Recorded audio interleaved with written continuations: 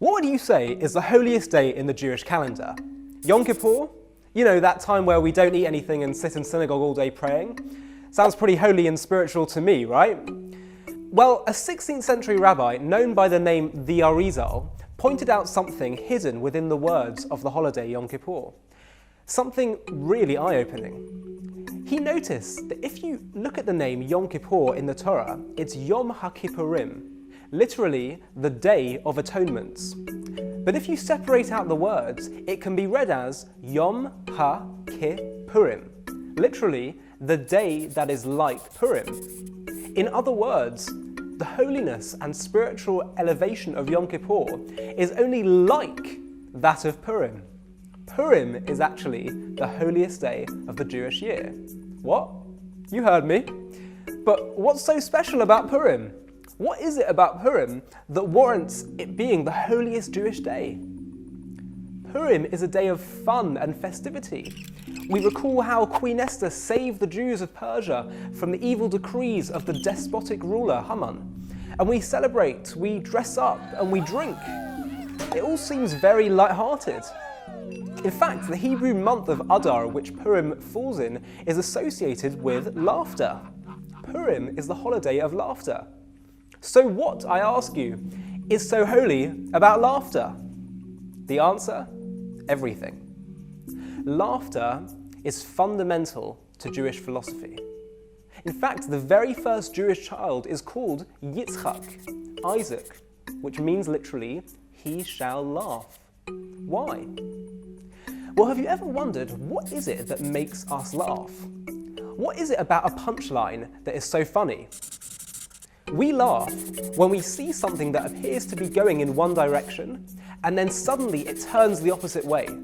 Consider the joke about the wife who calls up his husband, telling him to be careful because she's heard on the radio that there's a madman on the motorway driving on the wrong side of the road.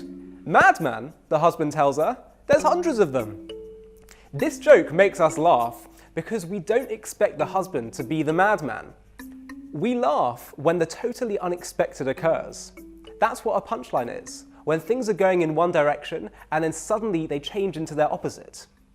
But in Judaism, we believe that everything that exists in the physical world represents a deeper spiritual reality. So what does laughter represent? At its deepest level, laughter represents the transition from this world to the next world, from despair to redemption, and from our current world to the messianic vision of the world which Jews pray for every day. Jews have a deep conviction that all tragedy and despair will one day flip itself into redemption, and it's that flip which we associate with laughter. Take life itself. We all go through ups and downs in life, but for all of us, we end up growing old, weary, and dying. From our perspective down here on earth, it all seems rather tragic. But in Judaism, we consider this world to be a temporary place of growth and ordeal, which transitions to an eternal place of rest, where we reap the rewards of our spiritual and moral growth. From a spiritual perspective, it's not tragic at all. In fact, one could even say it's quite funny. You know, the famous 12th century Jewish philosopher Moses Maimonides, the Rambam, was confronted by some Greek philosophers. They said to him, "You Jews claim to believe that death is merely a transition to an eternal life, but you also say that everything in the physical world represents a spiritual reality. So where can we find in the physical world the phenomenon of death leading to life?" they asked. A pretty good question. I bet you didn't get that homework question in your Jewish studies class. So Maimonides responded by saying that we see that death leads to life at the very moment where life in this world begins. Consider the existence of the child in the mother's womb. It has a hole in its heart, it lives underwater, its lungs are all scrunched up and not functioning, it receives all its nutrition from its mother, it's literally living in the opposite circumstances to what it would need to survive outside the womb. If the child were conscious inside the womb, as far as it was concerned, life outside the womb means death. And yet, when the child is born, everything reverses.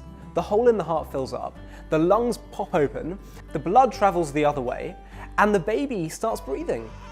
This doesn't strike me as a natural logical progression of steps. Everything suddenly flips into its opposite at the last second. At the moment where life begins, said Maimonides, we see how a hopeless, fatal situation can transform itself in a split second. This principle, that bad can transform itself into good, is a deep conviction of how Jews perceive human history too.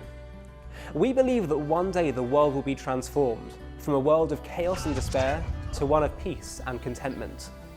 And it will happen at the least expected moment, where all seems lost in the world. King David wrote that on that day, quote, our mouths will be filled with laughter, because we laugh when an unexpected transition occurs. And we see this principle on a smaller level play itself out in the Purim story. Everything was going wrong. There was an irreversible decree of genocide for the Jewish people.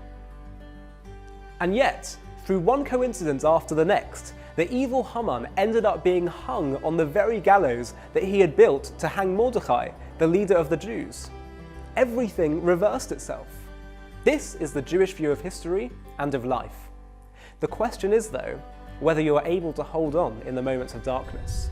Throughout history, Jews and peoples of all faith have been ridiculed for their enduring belief in divine guidance and their moral values, which have so often flied in the face of the cultures they found themselves in.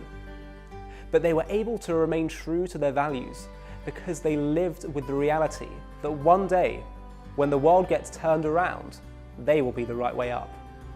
Isaac, Yitzchak, the first Jewish child, means he shall laugh, because that is what we're awaiting.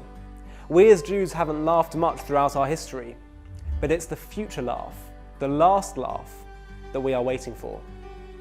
The holiness of Purim is the holiness of laughter. Deep within it is found the secret for Jewish hope throughout our history. It is the knowledge that the final destination for humanity is not one of sorrow, it is one of joy and redemption.